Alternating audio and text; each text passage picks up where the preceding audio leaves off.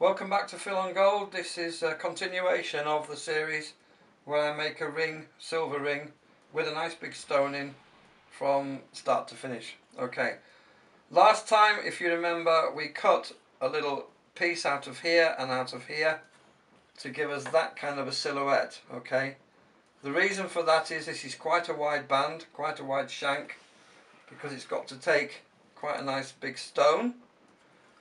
And to make it more comfortable for the wearer, sometimes I take the bottom out a little bit, so if I can put that on without it getting stuck. Anyway, so you can see as it closes it doesn't pinch the finger here. Right, okay, so I've just got a little bit of finishing off to do. So I'm going to use one of my buffing sticks. Now they come in, I make them in several coarsenesses. I know that's not a proper word, but anyway, this is 800, so, and that's supposed to be smoother than this 600, but because I've been using it a lot, it's worn down and smoothed out quite a lot. So what you do is you just tear a little bit off and you end up with something like that. Okay, so I'm going to use that. Yeah, it's alive. Okay, so just going to buff this all over, keep it turning again. So I'm making this up and down motion and turning my wrist at the same time. Okay, and we end up with that. Don't know if you can see that. Okay, it's all nice and flat and smooth. We'll do the other side, and then we'll go to the pendant drill and do the inside.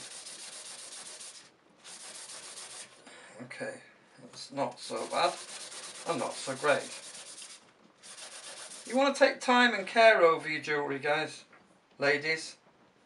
A lot of ladies make jewellery nowadays. I belong to a group on Facebook that make jewellery. I think most of them are ladies. I don't think they do this kind of jewellery, but anyway.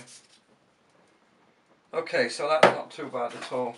So now I'm going to use my flexi drive pendant drill to do the inside. Okay, you can use this kind of a buffing stick, yeah, and like I showed you the last time, or one of the last few times, but this is much quicker. It's on a foot pedal which you can't see under the bench, and that's it. Simple as. Look at that. Makes a lovely job. Okay, so the next thing is, because this is quite a big setting, and it's going to go on there, comme ça, like that, something like that. I think it needs something to support this stone, some kind of a shoulder. Okay, and the shoulder I'm going to make is quite a simple one, because it is quite a simple design. It doesn't want to be complicated, you know. You don't need to. I'll just buff this up a bit. This is not finished, by the way. 2, 3 videos, I can't remember now. A couple of videos ago I was working on this. You can see it's coming on a bit, but it's still nowhere near finished. A lot more work to do on here. Okay, I'll finish that off camera. So as I was saying, because it's quite a big setting, quite a big stone, and it's going to go on there like that, I think it needs some kind of a support. Okay, I haven't decided yet whether I'm going to do this in 1mm silver wire or 1.2, but I'll show you in the 1 mil. Okay, so the first thing I'm going to do is I'm going to make a big circle. So I get my mandrel and I take it round 1 and a bit times, a couple of times. This is probably not going to be big enough, and then I'm going to elongate it so we end up with an oval very similar to the shape of the stone. Okay, so that's not big enough yet, and I don't have a bigger mandrel, so we're just going to have to fudge it. Okay, so that's that side, that's that side. We want it to be bigger than that. You can always make it smaller, that's not a problem. But it's not that easy making it bigger. Okay, so I'm just going to, sorry, my English is terrible, file the ends up. Make nice neat square ends. And then, hey up.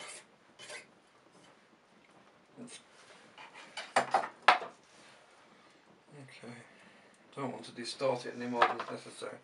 Okay, so as we did when we made the shank, we need to make sure that this comes together perfectly. Okay.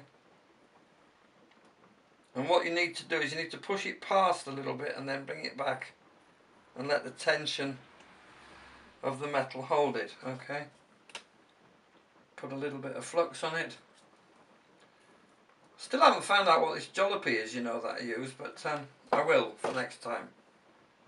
I will. Okay, I'm just going to put the gas on. Use my Sliver torch this time.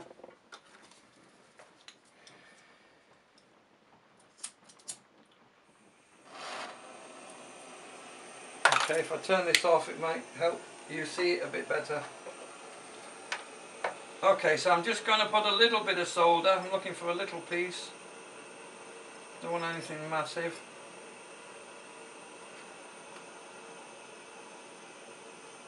Dip it in the flux. Play the heater all around.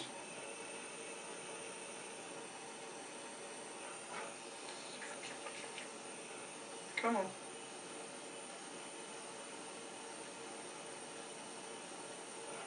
Voila. Throw that in the pickle. Lights on. Now normally I'd leave that in there a little bit to pickle out, but because of time I'm going to take it out. Let's have a look at it. Make sure the joint's good. Make sure everything's nice as we want it. Okay, first thing to do is to dry it. You don't want to be putting any metals, especially if they've been into the pickle, which is sulfuric acid and water. Now I have to say that's not fantastic, but I'm just going to just tap it round.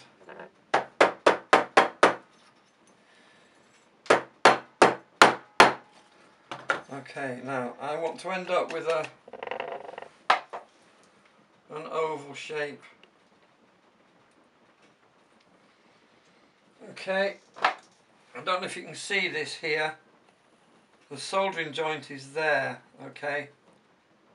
Now normally I would clean all that up, but because this bit is going to be attached to the underneath of the setting, I'm going to leave it as it is, okay. So what I need to do now is I need to make this nice and tidy and the right shape, which is going to take some time, as I don't have a mandrel big enough, and we'll be back with you next time. So thanks for watching. We'll be back very soon. Cheerio.